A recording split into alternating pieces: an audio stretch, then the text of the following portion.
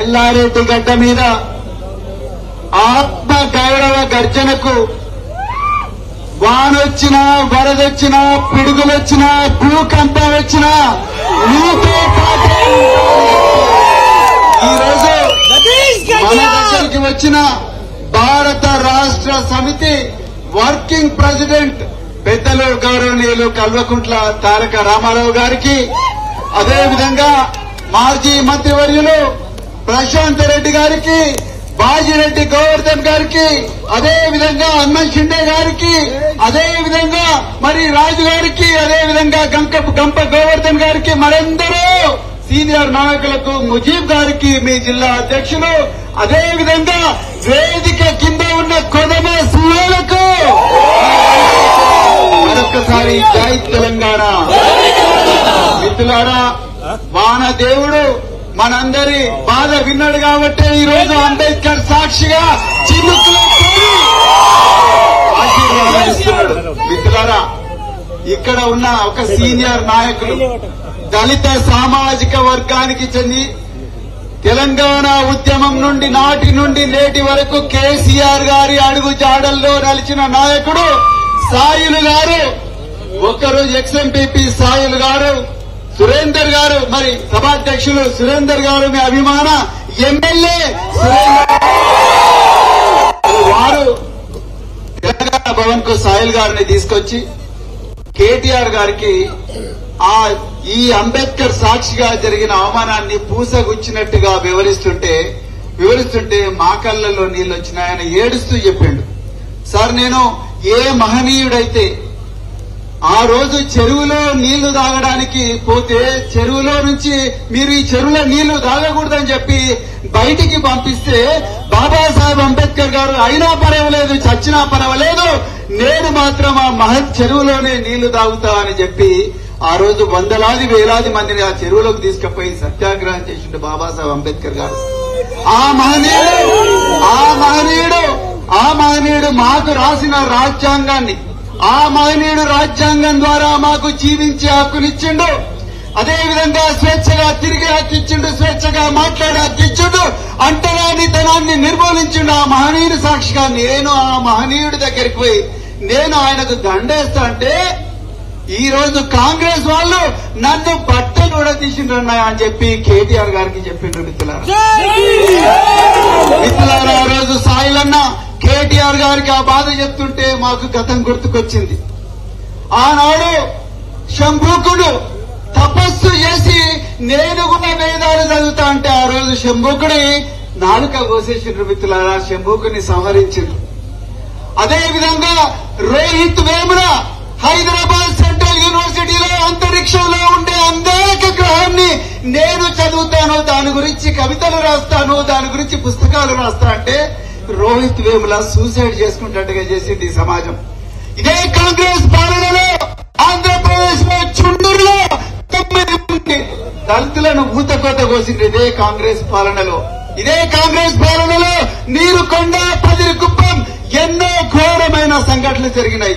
మిత్రులారా, మన కళ్ళ ముందరనే 100 మంది పేద దళిత బీసీ ఎస్సీ ఎస్టీ వర్గాలకు చెందిన బిడ్డలు రోహిత్ వేముల లాగా మాకు ఆ పరిస్థితి రాకూడదని చెప్పి కేసీఆర్ గారు ఎంతో ప్రేమతోని ఎంతో దార్శనికతతోని గురుకుల పాఠశాలల్లో ఇంగ్లీషు మీడియంలో చదువుకొని ఎర్ర బస్సు ఎక్కలేని బిడ్డలు ఎయిర్ బస్సు విమానంలో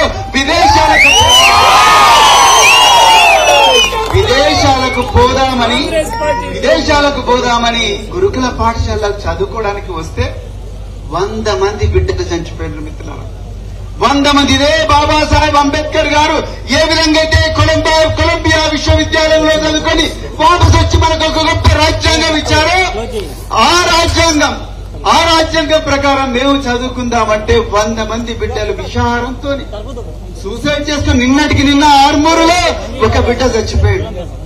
ఆ బిడ్డ ఒక ఐఏఎస్ ఆఫీసర్ అయ్యాడు, ఒక ఐపీఎస్ ఆఫీసర్ అయ్యాడు, డాక్టర్ అయ్యాడు, ఒక ఇంజనీర్ అయ్యాడు, లేకపోతే మన సాయి లాగా ఒక ఎంపీపీ అయ్యాడు, లేకపోతే హనుమంత్ షిండే లాగా ఒక ఎమ్మెల్యే అయ్యాడు, లేకపోతే ఒక మినిస్టర్ అయ్యాడు. మిత్రులారా, కానీ ఈరోజు ఆ బిడ్డ మన మధ్య లేడు. మిత్రులారా, మీరందరూ కూడా గమనించాలి, ఈ ముఖ్యమంత్రికి అడుగడుగునా కూడా ఈ పేద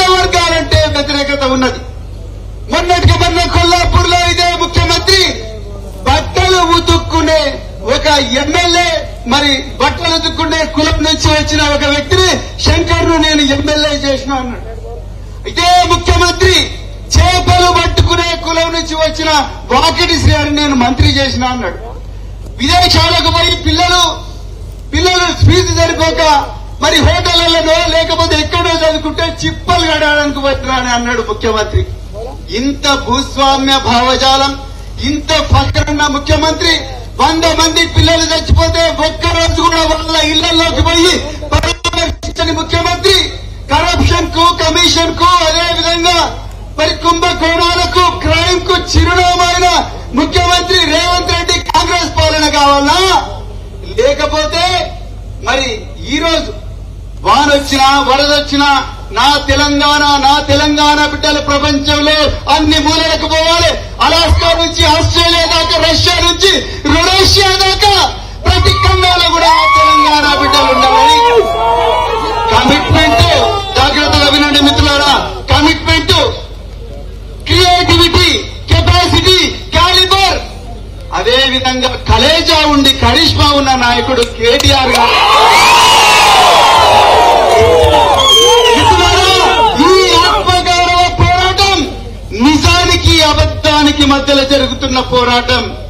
ఈ రోజు తెలంగాణ ప్రజలు 4 కోట్ల మంది ప్రజలు ఆలోచించుకోవాలి. మరి ముఖ్యంగా కాంగ్రెస్ బీజేపీలో ఉండే ప్రజలు ఆలోచించుకోవాలి. అదేవిధంగా నాగిరెడ్డిపేట, లింగంపేట, అదేవిధంగా రామారెడ్డి, అదేవిధంగా సదాశివ గారు, మరి ఎల్లారెడ్డి నుంచి వచ్చిన, తాడ్వాయి నుంచి వచ్చిన అందరు మిత్రులు కూడా ఈ రోజు ఆలోచించుకోవాలి. మనం ఎవరి వైపు ఉండాలి,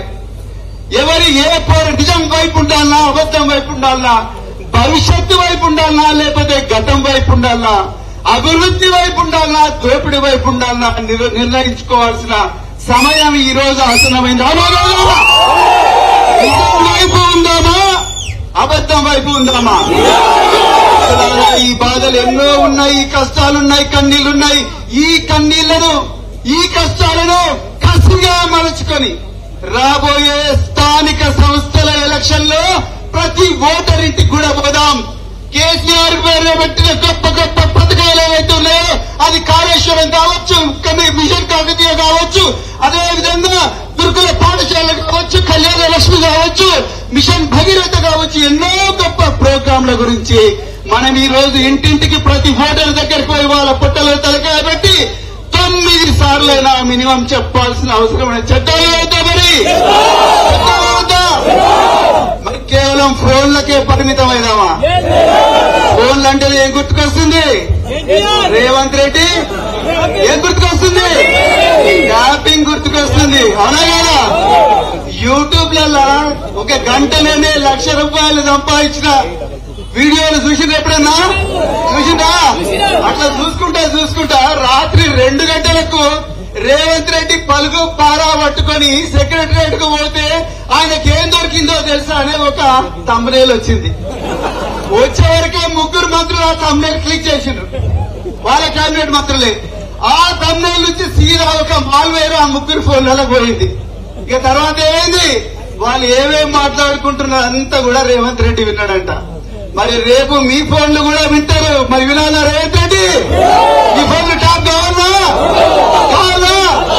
అందుకొరకే మిత్రులారా, ఈ ట్యాపింగ్ చేసే రేవంత్ రెడ్డిని, కుంభకోణాల రేవంత్ రెడ్డిని, ఈ కమిషన్ లో కాంగ్రెస్ పార్టీని అర్జెంట్ గా మన లింగంపేట నాగన్న